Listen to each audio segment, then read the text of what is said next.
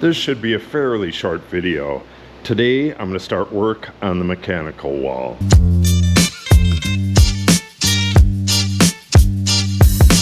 I'm calling it the mechanical wall because it has a whole lot of the stuff that you would normally find in a mechanical room. We have our heater going through this wall. We're going to have an air conditioner. We'll have a sub panel over here with a couple lines coming down. We're going to have power going out for the mini split. We're going to have power going out on the other side for an electrical outlet out there. We're going to have a drain coming down here, and we're going to have a cat door going through this. And I think there's actually more than that, but we'll get to that when we get to it. Today, I just want to get this laid out. We're going to be putting the wood panels on this wall, and I got to lay out the locations of the edges of the panels, get those measurements, and then cut the fillers that go in between.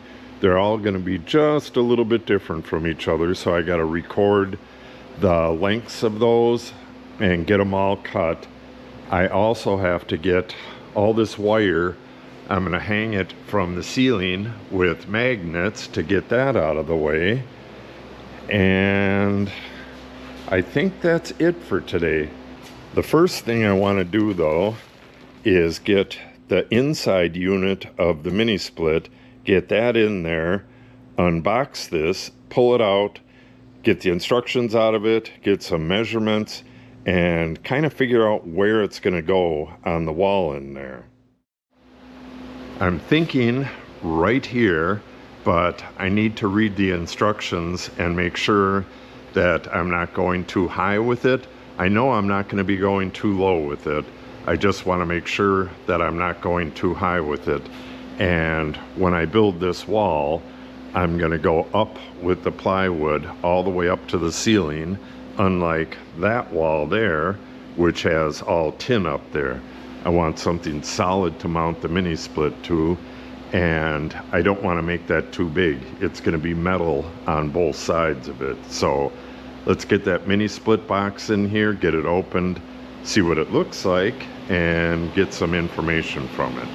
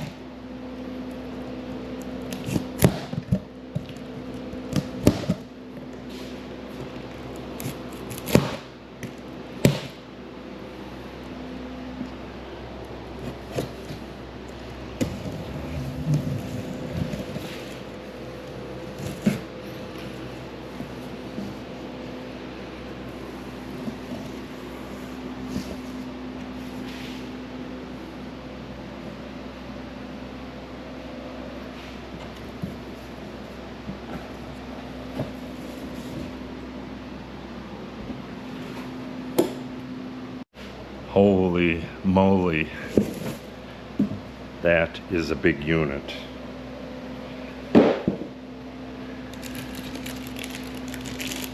These are the shock pads for the outdoor unit and the wire to connect them. I'll show you how to do all those connections. This will be my fourth, I believe it's my fourth mini split, but we're going to be doing one on the tiny house and one for the room that's going over here all this year as well. So a lot of mini split action this year. Yeah, that is so big. I guess that's because all of the mini splits I've installed so far are 9,000 BTU, and I can't remember what this is. We'll have to look that up. Oh, maybe it's out here. Yeah, this is a bigger one though. I'll put that on screen, how many BTUs it is. Okay. I don't know if I should even take this out of there.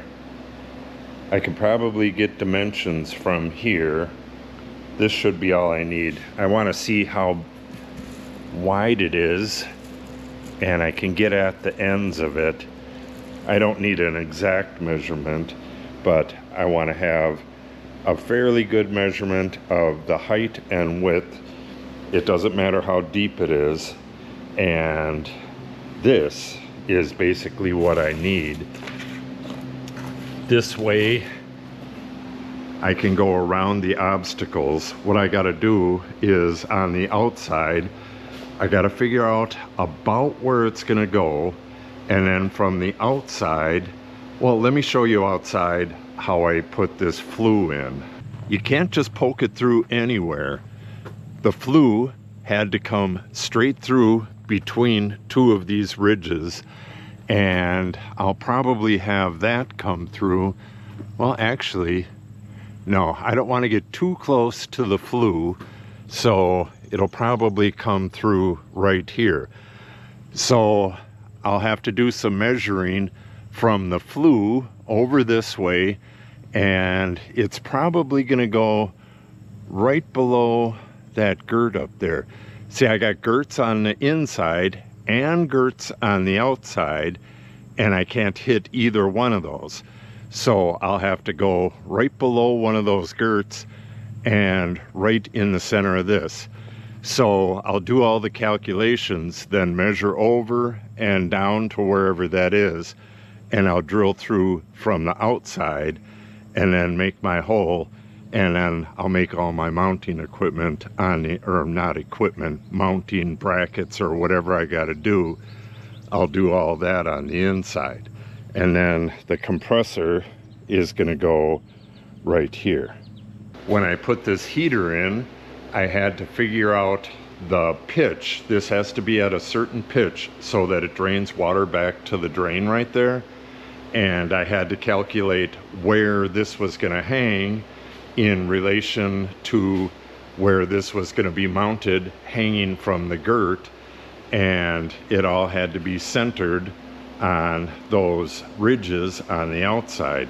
This was a lot more difficult than this is going to be, but I am going to put a 4-inch tube, I believe 4-inch tube. I haven't really looked at the hoses for this. I'm going to have to open that other box as well and see how big that bundle of hoses is. Oh, actually, I got it right here.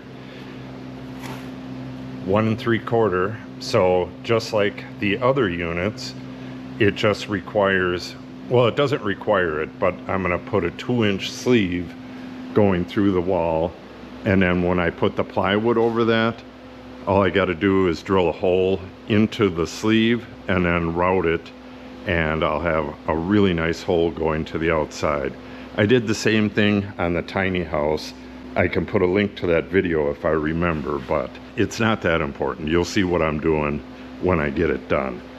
Okay, for right now, I'm going to move a few things out of the way, and I think right away I'll get these wires up onto the ceiling. Then we're going to lay out where the girt stiffeners go and get some measurements.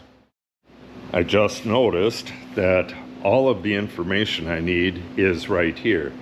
It's got mounting locations, it's got the height, it's got the width, it's got the distance from the walls, and it's got the distance from the ceiling. In the instructions, it'll tell you how high to put it. They generally have a minimum height, but I don't think that's going to come into play. I think it's going to go up right about where that flue is going through, right underneath that girt there, because I can see exactly what's going on. If I go right underneath this girt, I'm going to miss that girt right there, and everything should be good. I'm going to put a ceiling fan right here at some point, and what that'll do is direct the heat or air conditioning down and kind of circulate it around. That'll come a bit later, but that's cool that everything is on this card here.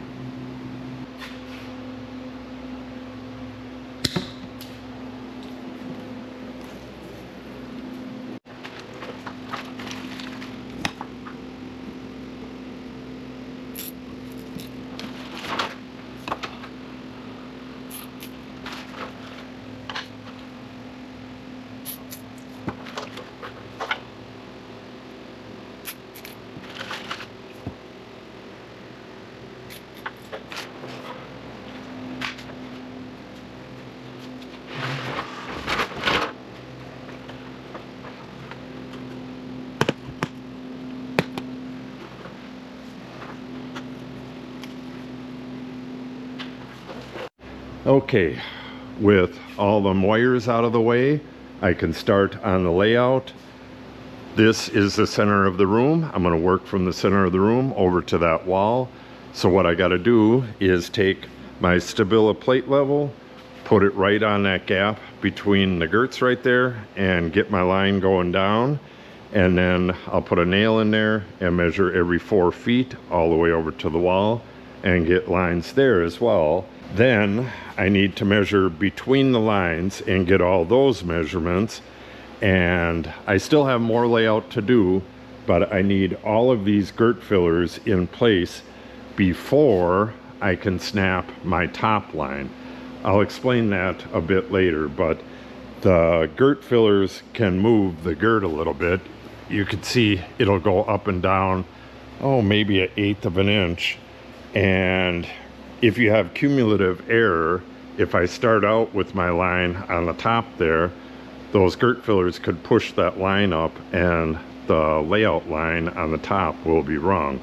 So all these girt fillers need to be in place before I snap that line, but I'm getting a little bit ahead of myself. Let's get the layout done for the fillers and get that marked, and we'll start getting those cut.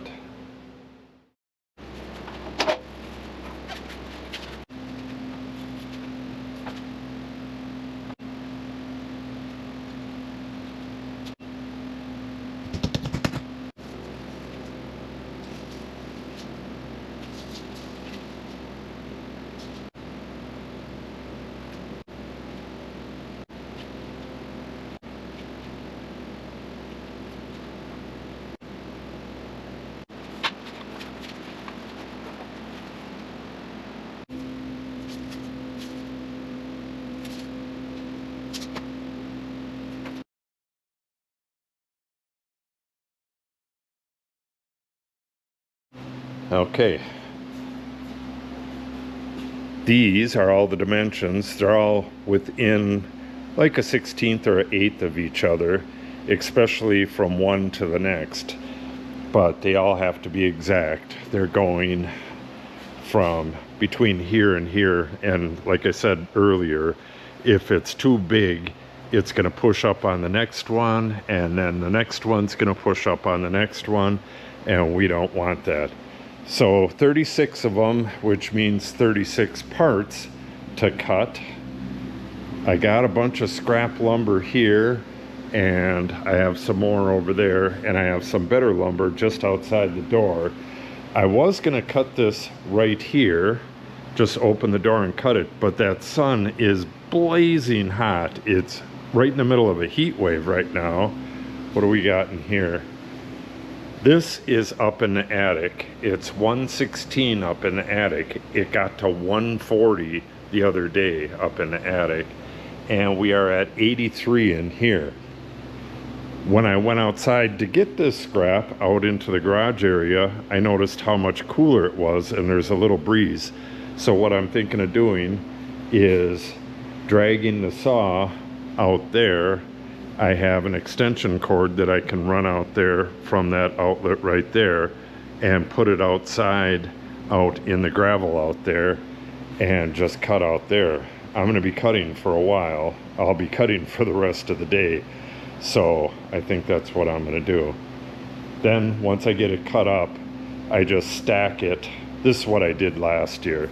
I'll just stack it along here according to where it goes. Like the stuff I stack right here is going to be the first row, and I also have them in order, like the top one will be the top one over there, yada yada yada.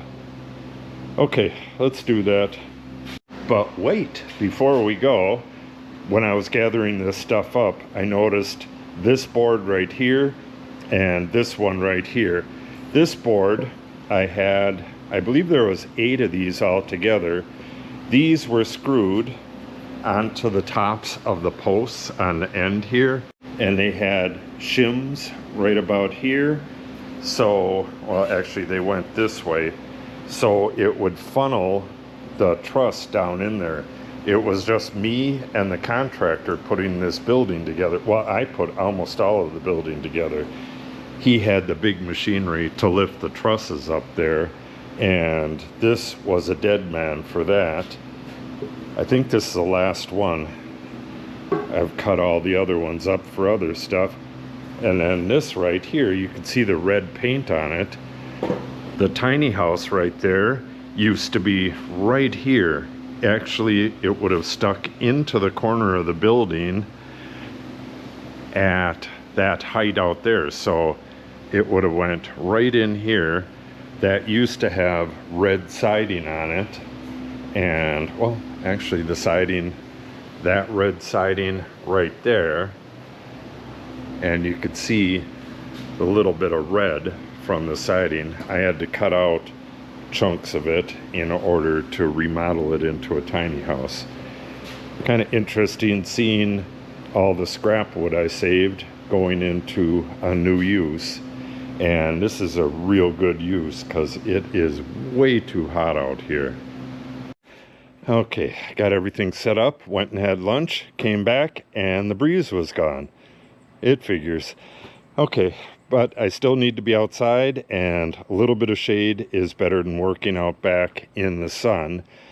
And I was thinking about this during lunch. I've watched a bunch of videos on miter saw dust collection. I got way into it back when my other shop was set up. My miter table's right there, and I'll show you that in just a second. But I've seen the silicone boots that people are making, and if you know more about those, like which one is the best, I believe I've seen like 3 of them, but I could be mistaken. I could be seeing older videos. If you know more about those, comment below and let me know what your thoughts are on those. And I've also seen zero clearance inserts. For that, I'll just make my own. Well, let me show you my table. My table is actually fitted for the saw. It has a round front, and below the saw, it tips down and goes to a slot in the back. So any dust that makes it through the table, and the zero clearance will stop a lot of that stuff from flying out. But anything that makes it through the table should go down into that chute. This table comes into 2 parts, and I'm hoping I can find the fence for this. There's a fence for this as well, but you could see, or maybe you can't, it's pretty dark in here, but this is that rounded front, and I'm not sure if you're gonna be able to see or not, but it goes down into a slot in the back. Let me move this stuff and I'll give you a quick look. And there you go. Let me turn this light on. The miter saw sits on these 2 aluminum shelves, and this starts tapering right here down to this slot in the back. And I have, well, let me show you the other part of that, the dust collection part. This right here connected to that slot in the back, and then this part right here went to the hood. The hood is gone. That got wet. This was stored in a Shelter Logic shelter when we moved here. The shelter was actually right here before this building was here. And the shelter blew down and the hood got wet, but this did not get wet. I had this better protected than the hood. But this is my old miter table, and that part went on this other half right here. And I don't know, I think I'm going to set this up, and I may use this as is, and it's possible that I'll just cut off the saw part, because this was fairly difficult to make, as you could probably tell, and it really worked good. I can collect all of the stuff from under the saw that way, and I would use one of those silicone boots for the remainder.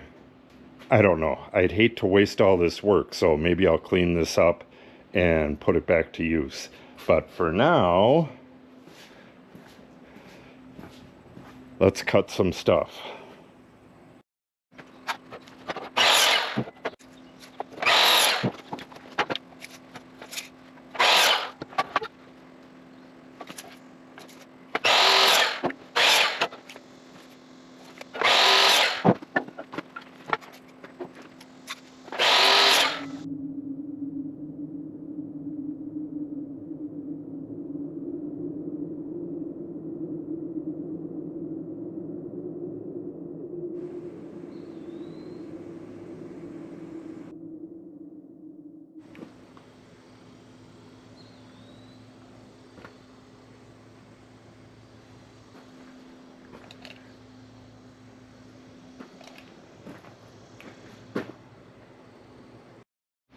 Okay, there you have it. Everything's stacked in order, waiting to be pocket screwed, and I'm going to do them pocket screws with my new Craig jig.